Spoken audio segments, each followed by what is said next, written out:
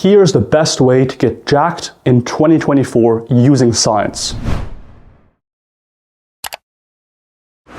Welcome back. Dr. Milo Wolf here today, PhD in sports science, bringing you the latest research that you can use in 2024 to build more muscle. I'll break down this video into discrete sections, touching on some relevant recent research that helps inform your training to get more jacked. First, progressive overload. You know that if you want to keep getting bigger and stronger, you need to add weight whenever you can to keep the workouts challenging. What you might not know is that a recent study in 2022 by Plotkin and colleagues actually compared two ways of progressively overloading and whether one is better than the other for muscle growth. In this study, participants were split up into two groups. Both groups performed the squat, the leg extension, the standing calf raise, and the seated calf raise. However, one group progressed by adding reps week to week, so adding a rep whenever they could, and the other group added weight week to week whenever they could. Which do you think resulted in more muscle growth? Well, actually, both of them resulted in similar muscle growth. So, if you find that you'd rather progress by reps week to week or by weight, don't feel like you have to do one or the other. Whichever is more convenient and enjoyable to you might be just fine. For exercises like ladder raises, where you might not be able to add weight week to week, feel free to just add reps instead. Likewise, for exercises where you actually prefer doing lower reps, like say a squat or a deadlift, feel free to just add weight week to week. Don't feel like you need to add reps week to week to keep seeing improvements in your muscle size. Next, I'm going to break down some research on training volume. How many sets should you do per week to maximize your muscle growth? Well, a 2022 meta-analysis by Basval and colleagues actually answered exactly this question. For the quadriceps and for the biceps, they found that between 12 to 20 sets per week was optimal for hypertrophy. For the triceps, on the other hand, doing at least 20 weekly sets was better for hypertrophy. Importantly, there's been some more recent research in the quads, for example, a study by Ennis and colleagues, suggesting that you can go even past 20 sets for other muscle groups and still see a benefit in terms of muscle growth. In this study, they essentially compared doing 22 weekly sets for quads to 32 weekly sets for quads to 37 weekly sets for quads across 2 sessions using the squat, the leg press, and leg extension exercise. By and large, doing more sets, all the way up to 37 average weekly sets, seem to lead to more growth. And so, if there is a muscle group that you really want to improve on, and that you've been training for a while and really not seeing great gains, you may just want to increase its volume past 20 sets while dropping how much training you do for other muscle groups to compensate, and you may just see more muscle growth. But for most muscles, starting somewhere around 10 to 20 sets and adjusting from there as you see fit is a great place to start. Next up, how close to failure should you be training for muscle growth? Well, just last year, a meta-analysis by Robinson and colleagues was published answering this exact question. When synthesizing several dozens of studies, what they found is that the closer a set was taken to failure, the more muscle growth it caused, all else being equal. However, since going too close to failure too early in a session can actually impair your performance later in that session, going too close to failure too early or too often within a session may just cause more fatigue than is beneficial. But still, most of your training should be pretty close to failure if your aim is to maximize muscle growth. Here's what I recommend. I recommend taking your first set on an exercise to about 2 reps in reserve. So, in an all-out effort, you could have done 2 more reps before reaching failure. Then, with each consecutive set, go a little bit closer to failure, and by the last set, go all the way to failure. Additionally, you could go a little bit closer to failure on those last few exercises in a session, and a little bit further from failure in those earlier exercises within a session. For exercises where it's safe to fail, like for example on a machine chest press, you can go all the way to actually failing a rep.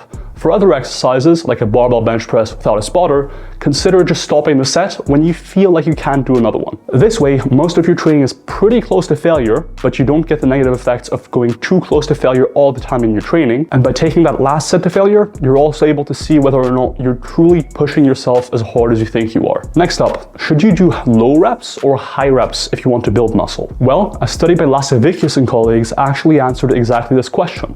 They compared the effects on hypertrophy of doing either sets with 20% of your max, 40% of your max, 60% of your max, or 80% of your max. For context, that can mean anywhere between about 8 reps all the way to about 70 reps. They found similar muscle growth whether participants used 40, 60, or 80% of their training max. However, when participants went too light all the way to 20% of their max for very high rep sets, they did actually see worse muscle growth. Overall, the research suggests that if you do anywhere between about 5 and 50 or 50 reps per set, on a per set basis, you will maximize hypertrophy. The only caveat there is that with higher rep sets, it can be harder to reach all the way to failure. If you've ever done a high rep set on the leg extension, for example, you'll notice there's a lot of burning going on. And so you very well may end the set just because of pain rather than actually hitting failure. And so generally, lower rep ranges of about 5 to 15 reps are going to be most practical for most people for most of your training. But there is some research suggesting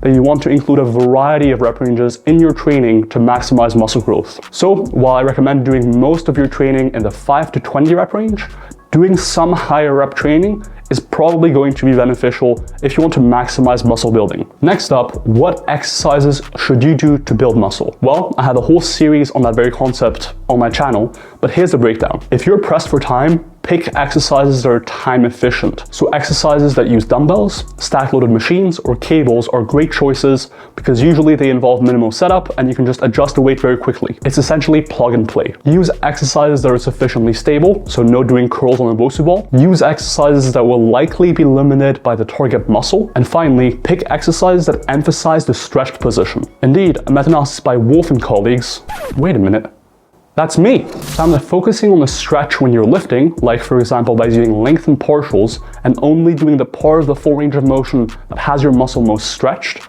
may be better for muscle growth compared to doing a full range of motion. At the very least, what this means is that you should pick exercises that involve the stretched position and are challenging that position, and that you should always aim to include that stretched position in your training if your aim is to maximize muscle building. Next, what's the best split or routine? Well, the most recent research on training frequency, or essentially how often you train a muscle group in a given week, suggests that you want to train a muscle group at least twice a week if you want to maximize muscle building. What this means is that a variety of approaches can work. What probably doesn't work quite as well is a body part split, wherein you train each muscle group only once a week. A push-pull leg split, for example, can work if you're consistently able to train 6 days a week. However, depending on how often you train, you may find it more practical to use either a full body split, where you're essentially guaranteeing that you're training each muscle group at least twice a week, or even an upper-lower split, where if you train 4 days a week, you've got your bases covered. Finally, there may or may not be an additional benefit to working with slightly higher frequencies, past twice a week.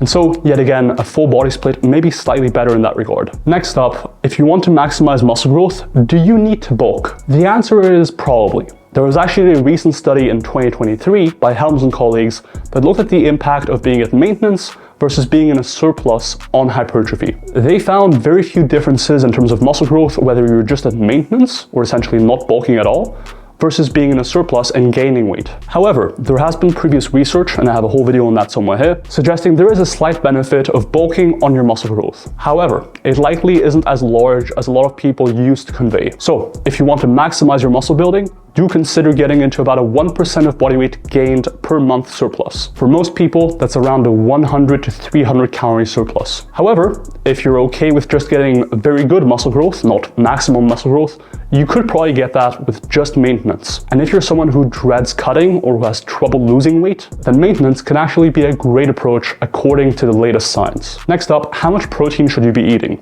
Well, according to a meta-regression by Morton and colleagues, if you want to maximize your muscle building, you'll want to consume around 1.6 grams of protein per kilogram of body weight per day. Ideally, you would split this in 3 or more meals per day. However, if you're unable to get 3 consistent meals per day in, or you would rather not, or you're fasting, for example, for Ramadan or what have you, don't think you can't make any gains. A very recent study by Trommelin and colleagues actually compared the acute effects of having either 20 grams of protein or 100 grams of protein all at once to see whether it's true that your body can only use, say, 20 to 40 grams of protein at once for muscle building. To make a long story short, your body can use quite a bit of protein even if it's consumed all at once for muscle building. And in this study, in fact, after having that 100 grams of protein, even 12 hours later, the body was still using that protein for muscle building. So even if you can only have 1 or 2 huge meals per day, still try to hit your total daily protein goal. Next up, what supplements are worth taking for muscle building? The main one, by and large, is is going to be creatine monohydrate. In the first year of taking creatine monohydrate,